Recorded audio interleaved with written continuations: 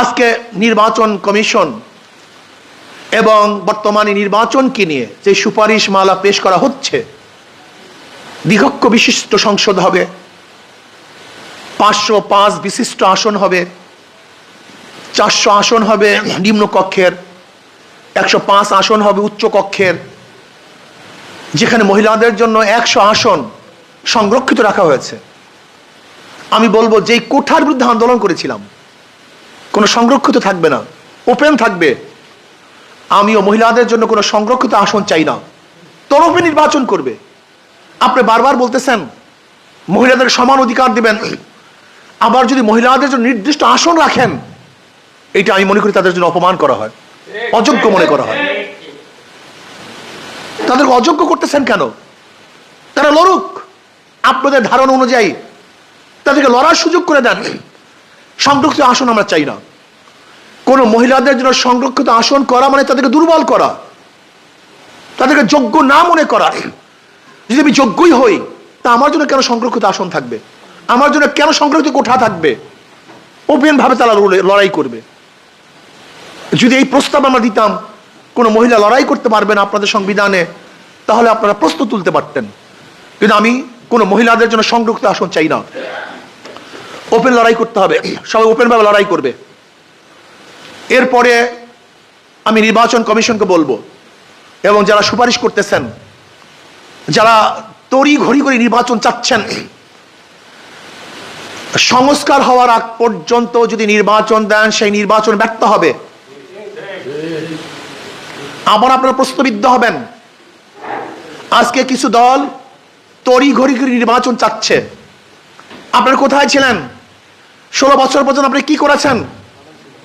কোথায় ছিলেন? কি আন্দোলন করেছেন? ঈদ কি আপনাদের এখনো যায় নাই? ঈদ কি আপনাদের শেষ হয় নাই? বারবার ঈদের জন্য আপনারা মানুষকে আশ্বস্ত করেছিলেন ঈদের পরেই আপনারা আন্দোলন করবেন, সংগ্রাম করবেন। বহুত ঈদ চলে গেছে, কিন্তু আমরা আন্দোলন দেখি নেই, সংগ্রাম দেখি নেই।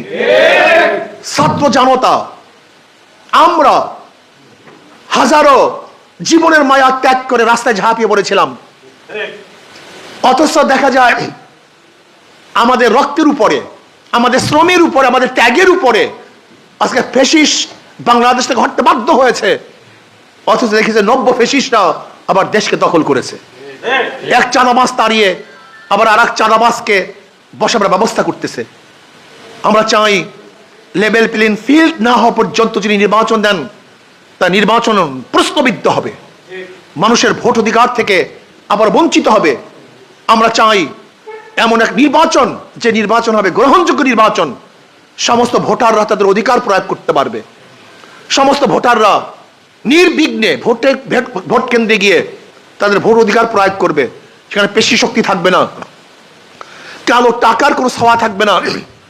যেখানে ভোটার আদর্শবান, নীতিবান, চরিত্রবান, তাদের মনের মতো মানুষকে ভোট দিতে পারবে, এরকম পরিবেশ আমরা চাই। আমরা সংস্কার চাই। যে সমস্ত প্রতিষ্ঠানগুলি বিগত সরকারগুলি ধ্বংস করে ফেলছে, কোন প্রতিষ্ঠান আর বাকি নাই ধ্বংসের থেকে, সমস্ত প্রতিষ্ঠানগুলি ধ্বংস করে ফেলছে। আজকে বিচার বিভাগের স্বাধীনতা চাই। আমরা কি দেখেছি? আগেকার বিচার বিভাগ যখন ছিল, তখন কেউ তো জামিনও পায় নাই, খালাসও পায় নাই। এখন কি এমন কি মিরাকল হয়ে গেল, এমন কি হয়ে গেল যে মাত্র ফেসিট যাওয়ার সাথে সাথে বিশাল বিশাল কেস, বড় বড় কেস সবগুলি নিষ্পত্তি হয়ে গেছে, সবগুলি শেষ হয়ে গেছে।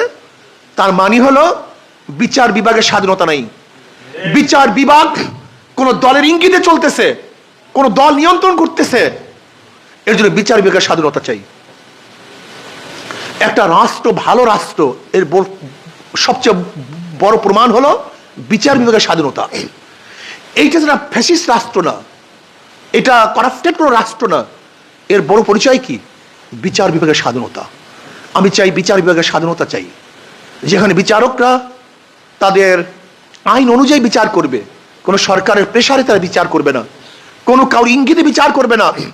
আমি তো এই কথা বিশ্বাস করি, যদি বিচারকরা কোনো আওয়ামী লীগকেও যদি বিচারের মাধ্যমে খালাস দেয়, সেখানেও যেন চাপ প্রয়োগ করা না হয়। আবার যদি আইনের মাধ্যমে আমাকেও আটকিয়ে দেওয়া হয়, সেখানে প্রেসার ক্রিয়েট না করা হয়।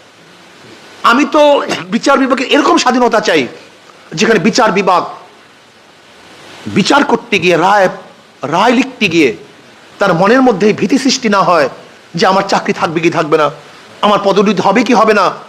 যদি বিচার বিভাগের মধ্যে এরকম ধারণা পয়দা হয়, তাদের দ্বারা কোনোদিন নিরপেক্ষ বিচার হওয়া সম্ভব না। কমপক্ষে এক জায়গায় নিরপেক্ষতা থাকা উচিত। বিচার বিভাগের পূর্ণ স্বাধীনতা আমরা কামনা করছি, যেখানে কাউ ইঙ্গিতে বিচার হবে না, বরং তার বিবেক এবং বুদ্ধির মাধ্যমে ইনসাফের ভিত্তিতে বিচার করবে। তবে হ্যাঁ, বিচারকদেরকেও আদেল হওয়া চাই, বিচারকদের ন্যায় বিচার হওয়া চাই, ন্যায় বিচারক হওয়া চাই। যদি বিচারকরা ওই মানিক মাকড়া বিচারক হন, ওই মানিক মাকড়া বিচারক যার মনের মধ্যে বিদ্বেষ, যার মনের মধ্যে ঘৃণা, যার মনের মধ্যে হাজারো কুলুষতা আছে, এরকম বিচারকের মাধ্যমে কোনোদিন নিরপেক্ষ বিচার হতে পারে না। আমি বিচারকদেরকে নিরপেক্ষ চাই, আদেল চাই, ইনসাফকার চাই, এবং আমি এইটাও চাই বিচারকদের স্বাধীনতা, বিচারালয়ের স্বাধীনতা। বিচার বিভাগ যদি স্বাধীন না থাকে, তাহলে সেখানেও সেই দেশেও কোন মানুষ বসবাস করতে পারে না। এর জন্য নির্বাচন কমিশনকে বলবো, পিআর সিস্টেম নির্বাচন চাই, পিআর সিস্টেম, সব জায়গায় পিআর সিস্টেম নির্বাচন চাই। 300 আসন বা 400 আসন সব জায়গাতেই পিআর সিস্টেম নির্বাচন চাই। যদি পিআর সিস্টেম নির্বাচন না হয়, তাহলে কোনো অবস্থাতেই আপনি পেশি শক্তির ব্যবহার এবং কালো টাকার সরাসরি বন্ধ করতে পারবেন না। এর জন্য পিআর সিস্টেম নির্বাচন হতে হবে। মার্কায় ভোট দিবে, কোনো ব্যক্তিকে নয়। যেই মার্কা যত পার্সেন্টেজ ভোট পাবে, সেই অনুযায়ী তাদের প্রতিনিধি সংসদে যাবে। এই জন্য আসুন আমরা সম্মিলিতভাবে বর্তমান নির্বাচন কমিশন যারা আছেন, যারা সুপারিশ করতেছেন, তাদেরকে অনুরোধ করব পিআর সিস্টেম নির্বাচন দেন। এবং কোনো মহিলাদের জন্য সংরক্ষিত আসন আমরা চাই না, তারা ওপেন নির্বাচন করবে। যদি তাদেরকে সংরক্ষিত আসন দেন, তাহলে আমি মনে করি এইটাও কোঠা, যে কোঠার বিরুদ্ধে আমরা আন্দোলন করেছিলাম, এইটা আমরা চাই না। এবং যদি সংরক্ষিত আসন হয়, তাহলে এটা মহিলাদেরকে অপমান করা হয়। কাজে আল্লাহ আমাকে এবং আমাদের সবাইকে ইসলাম, দেশ, মানবতার কল্যাণে কাজ করার তৌফিক দান করেন।